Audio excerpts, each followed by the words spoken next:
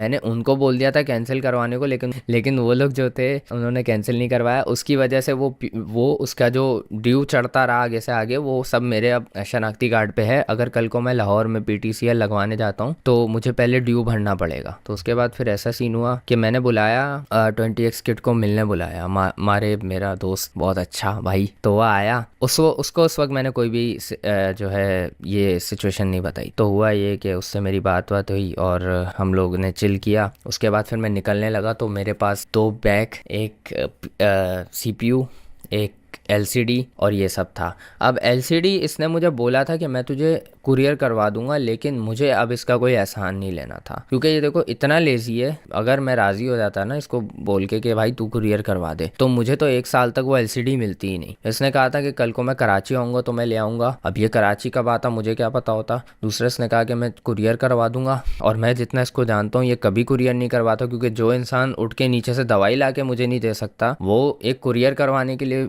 जाएगा। इतना कोई थोड़ी है वो। तो मैं उस पर रिलाई नहीं किया। मैंने कहा मैं सब उठा के लेके जाऊंगा खुद। मैं किस तरह लेके गया हूँ मुझे याद है। 20x किड जो है उसने मेरे साथ बैठ के, उसने मेरे साथ गाड़ी में वो सारा सामान रखवाया है, और उसको अच्छे से याद होगा कि मैं किस तरह से पीसी लेके गया। उसके बाद फिर मैंने सारा सामान रखा, मैं बस में बैठा और मैं आ गया, और मैंने लिया सुकून का सांस। और उसके बाद मैंने इससे बात भी करना छोड़ दी, अनफॉलो कर दिया, सब कर दिया जो जो हो सका। मैंने इससे बात भी नहीं की उसके बाद कभी। एंड मैंने मेरे काफ़ी दोस्तों को और उनके दोस्तों को भी ये बात पता है।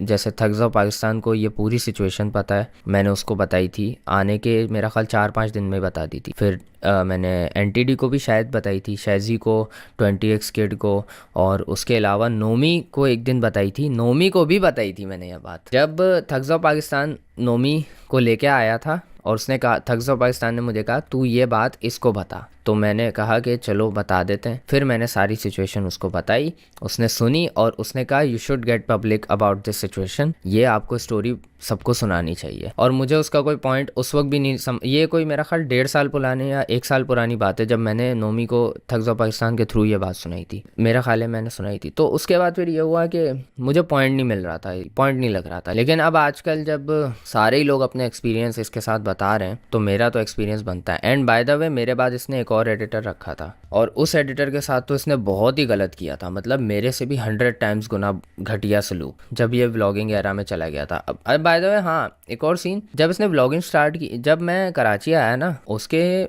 कुछ दिन बाद ही मैंने देखा था ये व्लॉगिंग वीडियोस डालने लग गया है। तो ये व्लॉगिंग एरा से पहले की बात है। लास्ट इसने रोज़ शायद हुसैन तरीन पे डाला है, उसके बाद नहीं डाला है, और वो ही वीडियो थी जो मैंने एडिट की थी। उसके बाद मैंने कोई इसकी वीडियो एडिट नहीं की ना इसने करवाई, और उसके बाद ये व्लॉगिंग में ही पड़ गई। So this was my story. इस स्टोरी को इसलिए रिवील करने आया हूँ क्योंकि काफ़ी लोग जानते थे कि मैं इसके साथ रहा हूँ, काफ़ी टाइम तक रहा हूँ, इसका एडिटर भी रहा हूँ। तो भाई दैट्स इट।